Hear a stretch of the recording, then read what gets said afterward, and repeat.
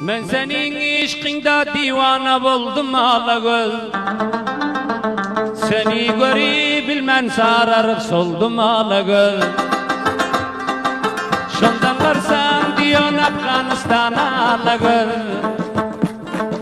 Diysem men gözelim yanına geldim Alagöz. Alagöz yar gözlerin, can almal dinazlerin, kaşı keman gözlerin, Alagöz yar gözlerin, rakam rakam nazlerin. Aldım ben aklı huşum nisedin eyler nazlerin, Alagöz yar gözlerin.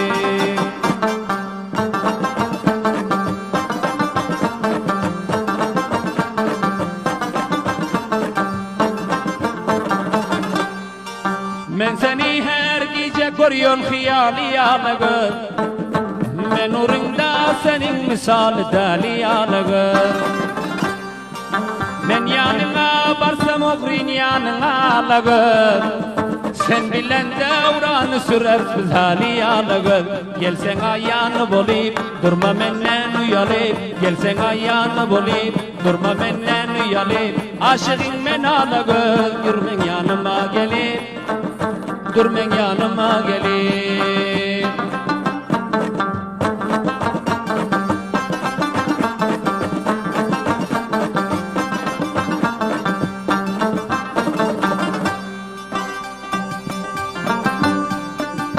Yüreğim sen deyip beni koyan yok Alagöz.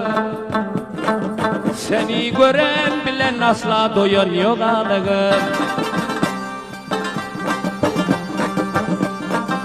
Bir senin adını tutup vuruptu Alagöz. Bir sen deyip vuruyor başka diyen yok Alagöz.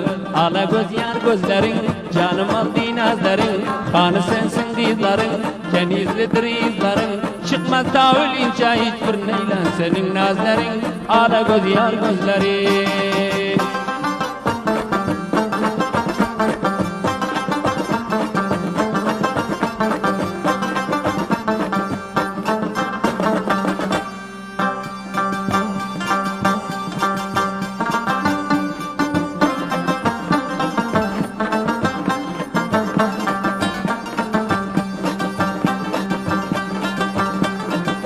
Kudretillah canım şanına yazdı Alagöz. Özüngem bol ağay vapalıyım Alagöz. Men senin hoşluğun dilab Allah'tan Alagöz.